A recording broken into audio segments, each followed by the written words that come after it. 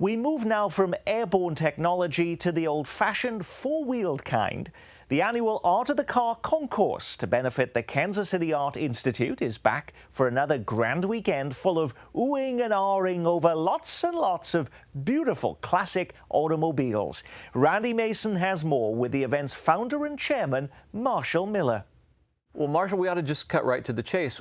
What makes this different than just a normal bunch of cars in a parking lot getting together to show off? Why is the concourse so special? Well, we spend years chasing interesting people and interesting cars all over the country. This year we'll have 200 vehicles from 12 states, cars as far away as Connecticut and Florida, bringing their cars to Kansas City.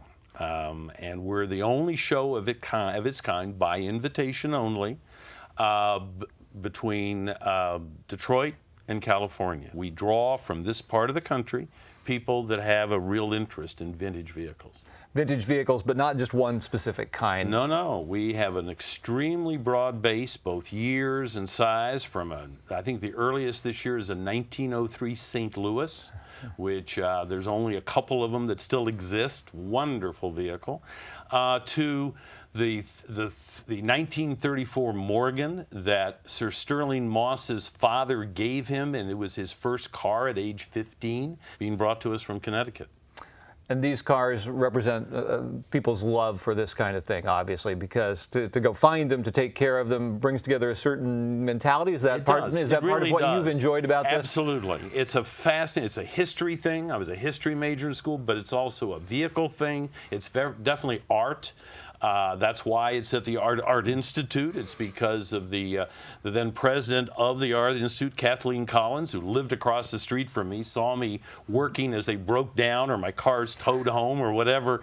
And she said, "You're right. These are art just like anything else." And they are. You can look upon them as art also. And the location adds a little something to it as well. Absolutely. The Art Institute has a long history in Kansas City.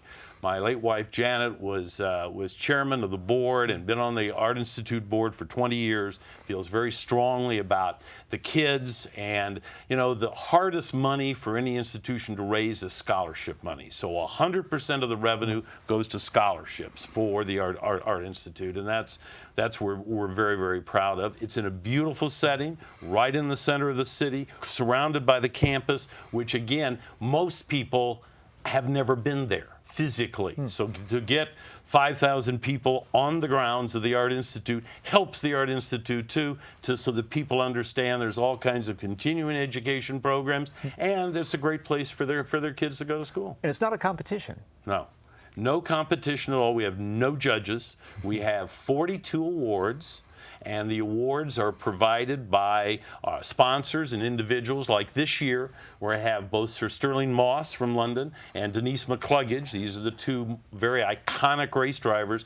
They designed their own awards, and we made awards with their name on it. So they are going to pick the one car they like the most and give them their award. Which would be pretty exciting for someone to get, Absolutely. Because Sterling Moss is kind of that, what do they call him, the greatest driver to never have won a championship? Yes. He was just the most well-known race driver of the 50s and 60s, and still today. When he appears at Pebble Beach or some of these very large races in Europe, the lines form to just meet him. Well, he's going to be talking, so the actual concourse is on Sunday. It's on Sunday. But on Saturday, people get a chance to hear him and Denise McCluggage. Absolutely. We had to move it from the Art Institute grounds up to UMKC to Pearson Hall. Tickets are available online, but they're also, you can get them at the door.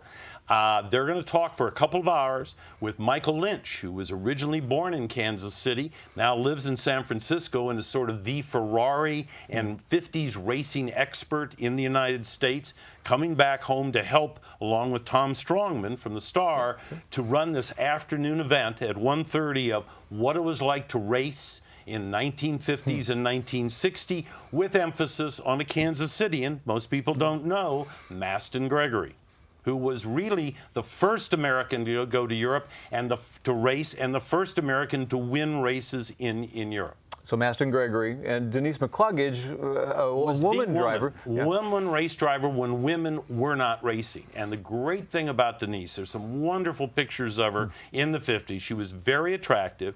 She also wrote articles for the New York Herald Tribune about racing. She was a very well-known downhill racing ski racer also. But she was in a position where either she would get a ride and be able to race. Some races excluded her, like Le Mans. Women can't race. Others, she would buy a car and race the car. So she was quite an iconic figure and the first well-known woman to race in Europe in the 1950s. So that's on Saturday. Of course, all these people will gather. There will be stories being shared, I'm sure, just part of the charm. Yep. And is there a car in particular that you're really looking forward to seeing?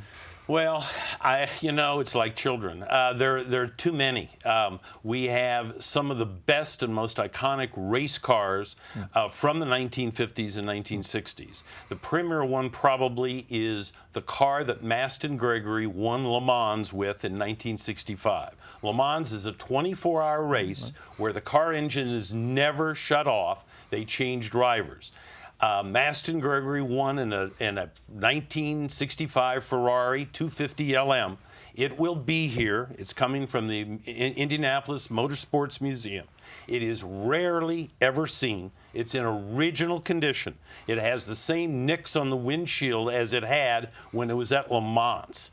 And it's a wonderful car. And near it is also a car that both Mastin Gregory won in and Sterling Moss raced and won in, and that is the 1960 Maserati Birdcage. They'll both be there along with about 16 other vintage race cars from the 50s and 60s, along with 180 other vehicles around the field. Motorcycles included, I believe. Motorcycles included. We'll have about 30 vintage motorcycles.